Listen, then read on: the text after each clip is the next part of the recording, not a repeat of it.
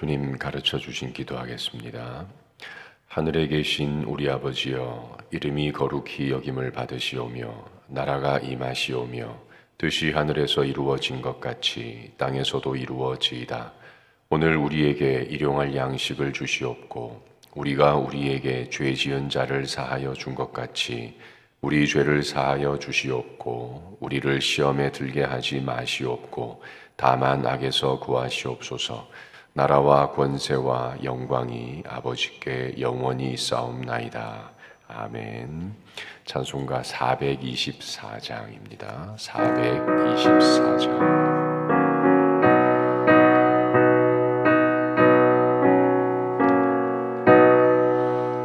아버지여, 나의 마음을 맡아 주관하시고 완악하고 교만한 것 변케 하여 주소서.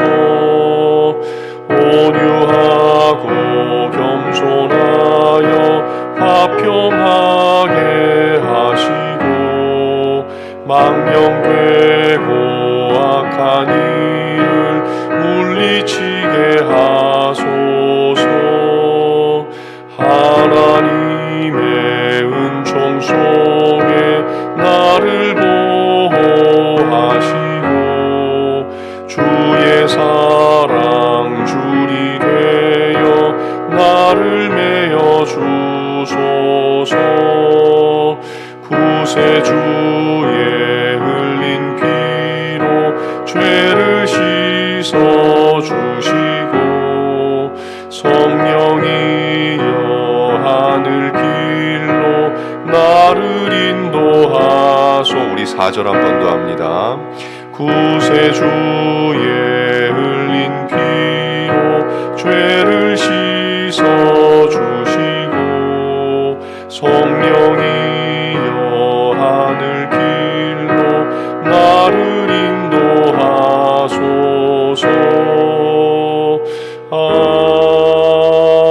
아멘.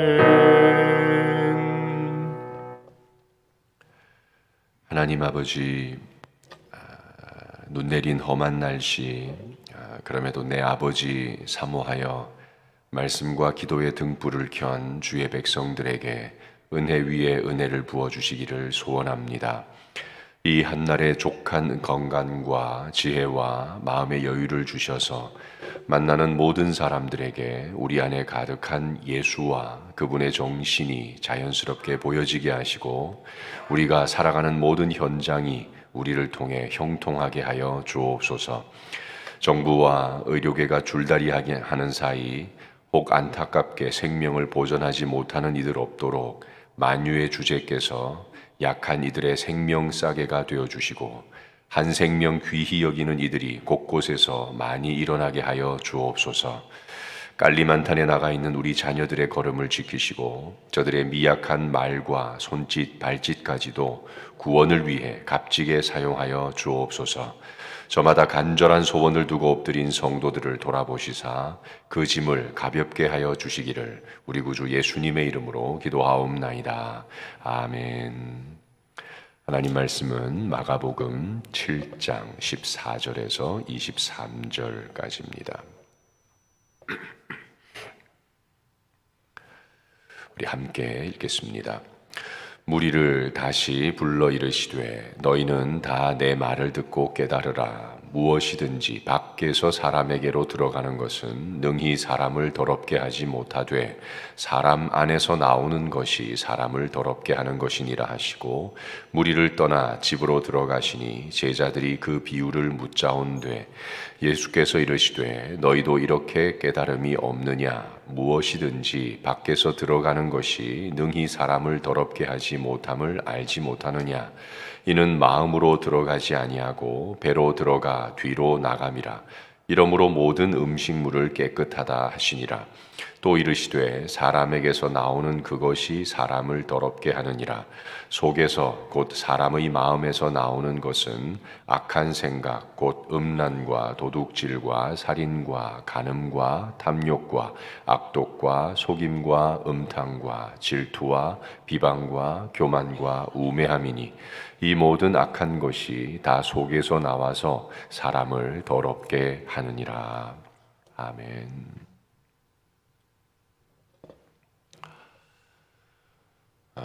인간 세계에서 일어나는 모든 일은 다 뜻에서 시작합니다. 마인드, 사상, 정치, 종교, 문화, 세상의 변혁, 혁명, 뭐가 됐든 처음에는 다 뜻에서 시작합니다. 그리고 누군가가 그 뜻을 세우면 그 뜻에 마음을 같이 하는 사람들, 군중들, 무리들이 그 곁에 모이게 됩니다. 매스, 군중들이 모인단 말이죠. 마인드가 매스를 불러 모으는 겁니다. 그렇게 사람이 모이면 자연스럽게 무브먼트, 운동이 일어나게 됩니다. 이 운동이 활성화되면 점차 규모가 커지게 되겠죠. 규모가 커지면 조직이 필요하지 않습니까? 조직이 생기면 그 조직을 운영해야 되는 법과 질서와 규칙들이 자연스럽게 따라오게 되어 있습니다. 자, 거기까지는 좋아요. 그런데 그 상태로 계속 흐르면 처음에 세운 뜻과 정신은 온데간데 없어지고 조직과 제도와 관습만 남게 됩니다. 그게 인간이 만든 모든 형태의 운동의 결과입니다. 그러면 그 다음이 뭐겠습니까? 그 다음은 역사의 박물관, 뮤지엄으로 떨어지는 것밖에 없는 겁니다.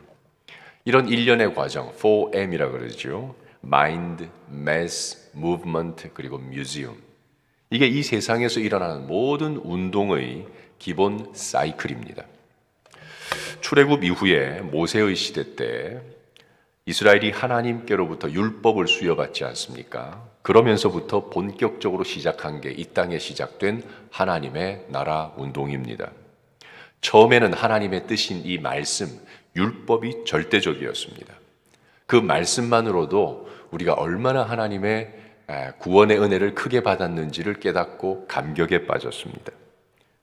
구원의 감격이 있으니 당연히 삶에 살아가는 하나님 섬기는 모든 과정들이 감격이었지 않겠습니까? 그냥 감사였지 않겠습니까? 선택된 민족이다. 선택된 사람이다. 이 자체만으로도 하나님을 섬기는 그 모든 게 짐이 아니라 즐거움이었단 말입니다. 그러나 불과 한 세기가 채 지나가기도 전에 그들에게 남은 것은요, 안식일, 절기, 정결법, 제사, 이런 규칙들 뿐이었어요. 하나님의 뜻, 하나님의 이 세상을 향한 마음, 이건 온데간데 없이 다 사라져 버렸습니다. 그게 최고의 절정에 이른 때가 언제인가? 바로 예수님 당시, 예수님 때였습니다.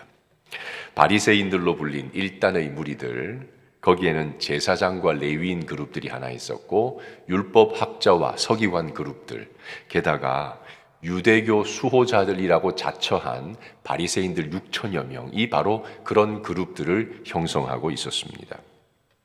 그런 사람들이 이룩한 종교가 바로 유대교입니다. 유대교는 우리가 알다시피 모성보다 부성이 압도적으로 강한 종교가 바로 유대교입니다. 모든 게 지시와 통제입니다. 하나라도 못 지키면 그냥 그 자리에서 정죄의 대상이 되고 마는 거죠. 오늘날 여러분들 교회 안에서도 제가 지난 주일도 말씀드렸지만 본래 종교는 모성이 강한 것이 정상입니다. 그게 당연한 겁니다. 세상에 상처받고 아픔이 있고 갈 길을 몰라 하는 사람들에게 너른 품이 되어줘야 되는 것이 교회이자 종교이어야 하는데 오히려 이곳에서 부성이 강해지면 그건 변질이라고 그랬죠.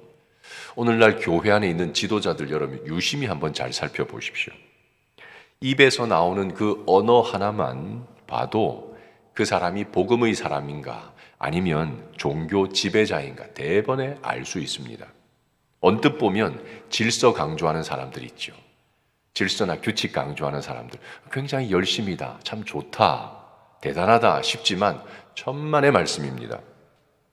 그리스도의 몸인 이 교회는 머리 되신 이 주님이 생각하고 이끄시는 대로 유기적이고 자연스러운 모습으로 반응하는 것이 그게 정상이거든요.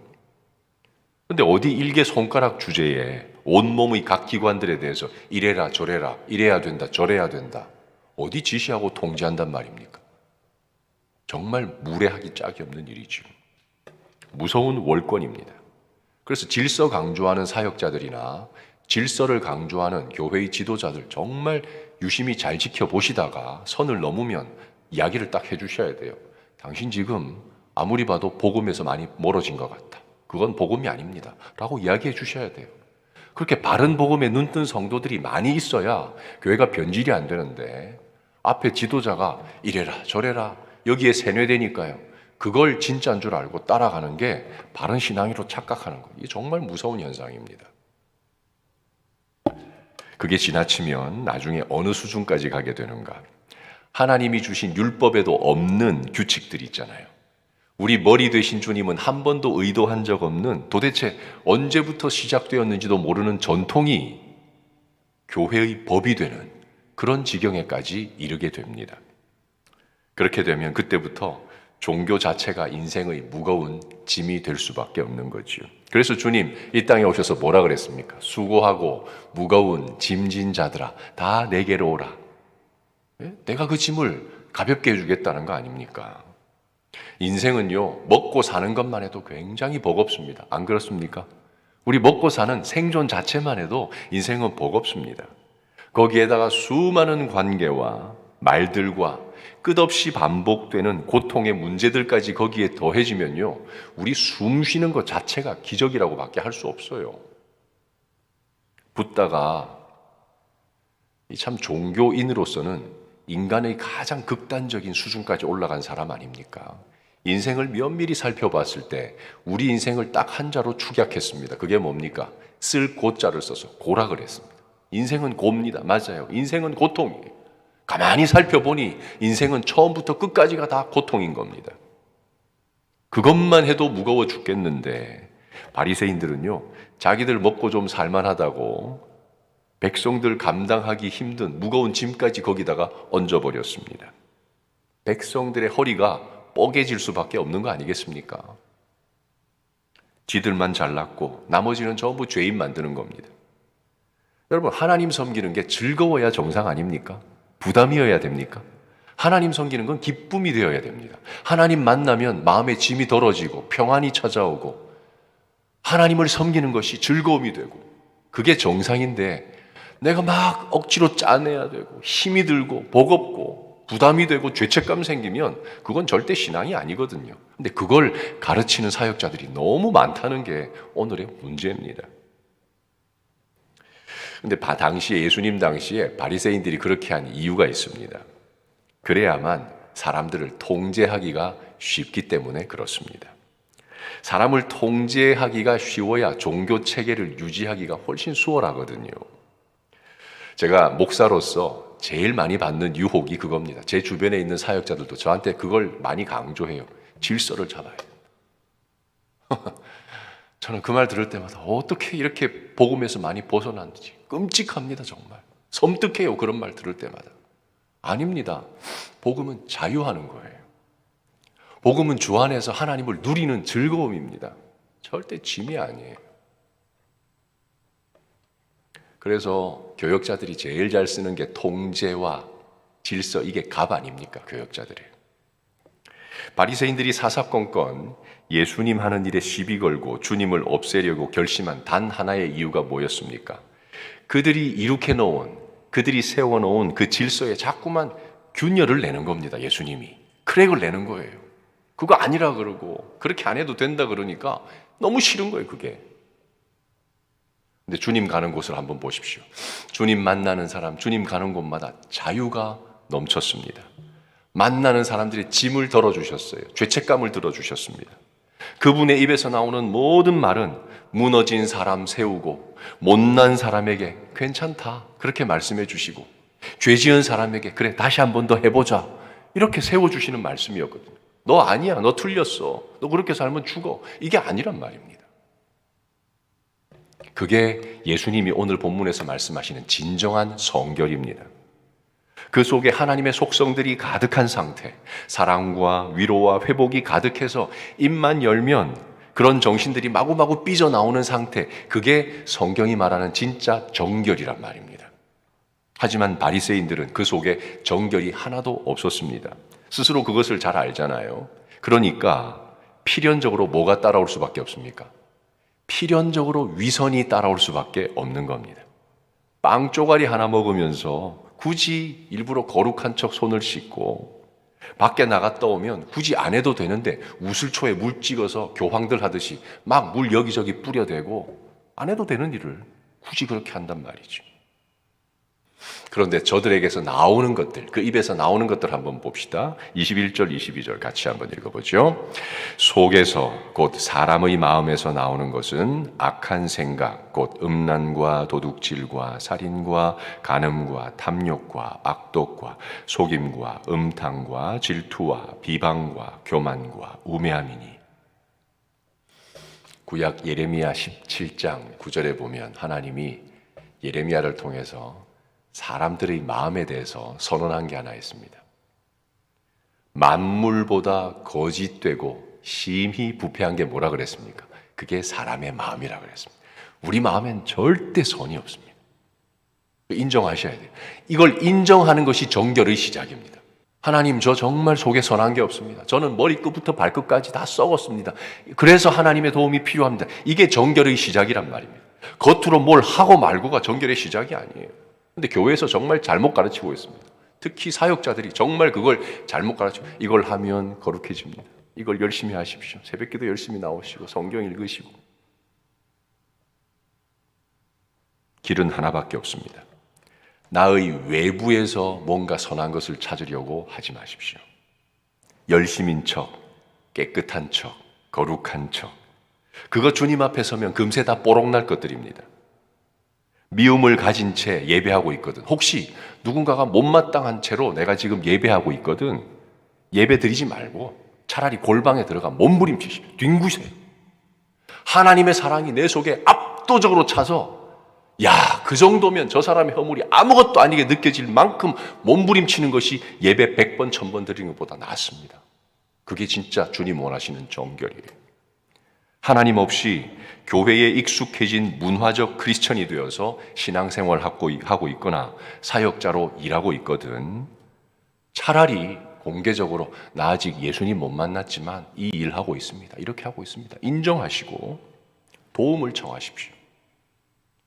바리새인들이 만약에 주님 앞에, 그래요 주님, 저 마음속에 악한 것뿐입니다. 어떻게 할까요? 도와주십시오. 이랬다면 그들은 주님 앞에 외면당하지 않았을 거예요. 제가 전에도 말씀드렸지만 교회 안에는 두 종류의 사람이 있습니다. 하나는 숟가락이고 하나는 혀입니다. 숟가락은 한평생 국과 밥을 들락거리지만 그 맛을 몰라요. 산상설교에서 예수님 그랬지 않습니까? 많은 사람들이요, 나 선지자 노릇했습니다. 주의 말씀 전했습니다. 그런데 주님이 마지막에 뭐라 그러죠? 내가 도무지 너희를 모르겠는데. 이게 무슨 말입니까? 평생 하나님 섬겼는데 하나님의 맛을 전혀 모른단 말입니다. 근데 어떤 사람은 딱 한 번 예수님 만났는데, 삭개오 같은 사람, 딱 한 번 예수님 만났는데 예수님의 맛을 알아버렸어요. 뭐죠? 혀란 말입니다. 우리는 신앙을 그렇게 해야 됩니다. 단 한 번을 만나도 예수님의 맛을 봐야지 평생 교회 다니면서 숟가락처럼 들락거리기만 하고 맛을 모른 채 사는 것은 자기 자신에게 큰 끔찍한 비극. 그게 남의 일이 아니고 내 일이 될 수도 있다는 것을 여러분 기억하시고, 오늘 아침에는 다른 거 기도하지 말고 내 마음을 이 말씀의 엑스레이에 한번 잘 비춰보십시오.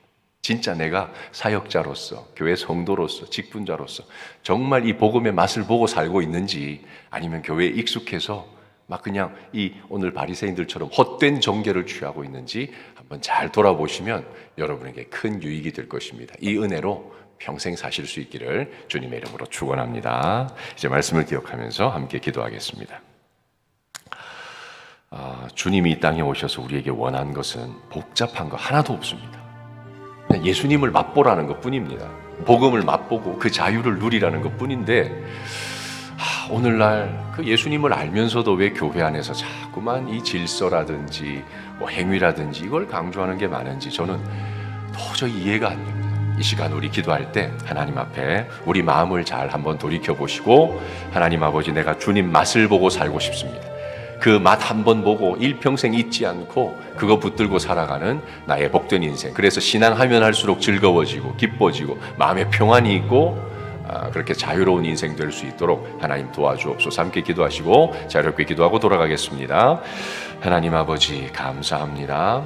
저희들 오랫동안 교회 다니다 보니 우리도 모르게 전통의 길들고 교회의 규칙의 길들고 여러 가지 규정들의 길들여서 마음 없이 하나님 섬기고 있지 않은지, 주님을 맛보지도 못한 채 교회만 들락거리고 있지 않은지 모르겠습니다. 주님 당시에도 평생을 하나님 섬겼으나 우리 주님 앞에서 면전에서 나 너 몰라 라는 소리 들었던 사람 있었던 거 기억하게 하시고, 주님, 한편 우리가 세리처럼 참 더럽게 살고 잘못 살았지만 그럼에도 예수 한번 맛보고 나서는 인생 바꾼 그런 아름다운 인생이 될 수 있도록 우리를 붙들어 주시옵소서. 이 하루에도 우리 주님과 동행하는 인생 되게 하시고, 어디를 가든지 무엇을 하든지 우리 주님과 함께 살아가는 순례의 길 되게 하여 주옵소서.